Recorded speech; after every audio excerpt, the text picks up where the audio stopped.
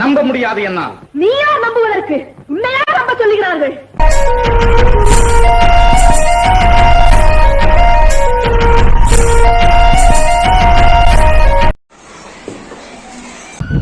வணக்கம் மாணவர்களே. நீதியை நிலைநாட்டிய சிறப்பு இந்த பாடப்பகுதி சிலப்பதிகாரம் என்ற பெருங்காவியத்தின் ஒரு பகுதியை நமக்கு உரையாடலாக கொடுக்கப்பட்டுள்ளது. மாசாத்துவான் என்ற பெரும் வணிகன். இவன் சோழ நாட்டில் புகார் என்ற நகரில் வாழ்ந்தவர். அவருடைய மகன் கோவலன், கோவலனுடைய மனைவி கண்ணகி. இவர்கள் திருமணம் முடித்து மிக மகிழ்ச்சியாக புகார் நகரில் வாழ்ந்து வருகிறார்கள். கோவலன் மாதவி என்ற ஒரு பெண்ணுடன் தன்னுடைய வாழ்க்கை பயணத்தை தொடர்ந்து தன்னுடைய செல்வம் அனைத்தையும் இழந்து விடுகிறார்.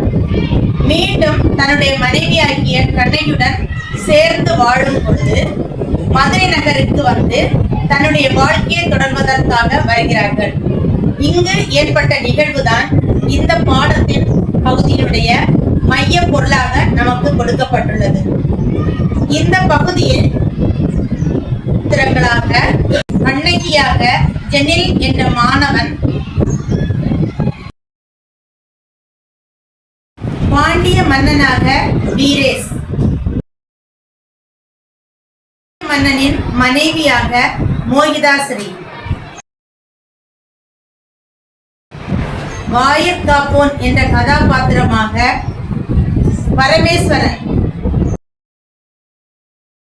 இந்த நிகழ்ச்சியின் முன்கதை சுருக்கத்தை ஹரிஷ் என்ற மாணவனும் இந்த பாடத்தின் மைய கருத்து உரைநடையை நாடகமாக நடித்து காட்டுவர். அதை இப்போது M5ஆம் வகுப்பு B வகுப்பு மாணவர்கள் மிக சிறப்பாக உங்கள் முன் நடித்து காட்ட இருக்கிறார்கள். பொருள் ஈட்டுவதற்காக மதுரை நகருக்கு கண்ணகி வருகிறான் கோவலன். அங்கு அவர் செய்யாத குற்றத்திற்காக மரண தண்டனை பெறுகிறார். ஆராயாமல் தீர்ப்பு அளித்ததாக அரசர் மீது குற்றச்சாட்டு பழகி தனது காட்சியமே கொண்டு தனது கடவுள் கல்வன் அல்லன் என்று உணர்த்துகிறார். அரசிக்கும் கடலைக்கும் நடக்கும் உரையாடலே இந்த பாடமாக அமைந்துள்ளது. அரசே அரசே, நம் அரண்மனை வாயில் முன் அழுத கண்களோடு தலைவிரி கோலத்தோடு பெண் வந்து நிற்கிறாள். அப்படியா? அந்த பெண்ணிற்கு என்ன செய்யணுமோ தெரியவில்லையே. கேட்டாயா? கேட்டேன் மன்னவா. அவர் உங்களிடம் நீதி கேட்டு வந்திருப்பதாக தெரிகிறது. சரி, அந்த பெண்ணை உள்ளே அனுப்பு. ஆண்டோரும் சான்றோரும் நிறைந்திருக்கும் அமைதியே நடுநாயகமாய் மனித வீட்டிற்கு அவைக்குள் நுழைகிறாள் கண்ணகி. இளமணி போன்ற பெண்ணே, நீ யார்? அல்ல நம்மளுடன் எம்மை காண வந்ததன் காரணம் என்ன? ஆராயாது நீதி வழங்கிய மன்னனே.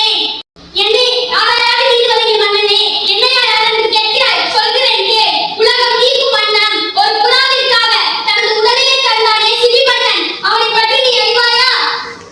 பசுவின் கன்றை தேர்காலால் இட்டுக் கொன்ற தன் மகனையும் அதே தேர்காலில் இட்டுக் கொண்டானே மனுநீதி சோழன். அவனை பற்றி நீ அறிவாயா?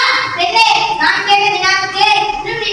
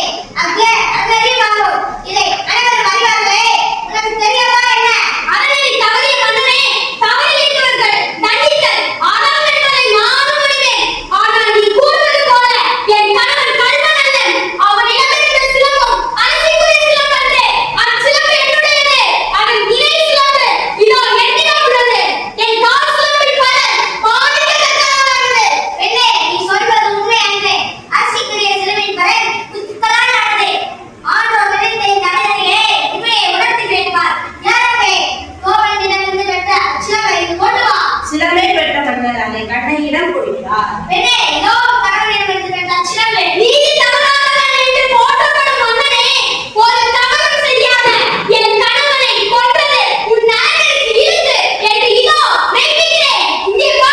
கண்ணகி சிரமே தலையில் போட்டு உடைக்கிறார். அதிலிருந்து மாணிக்கக்கல் ஒன்று அரசரின் முகத்தில் ஜெயித்து விடுகிறது.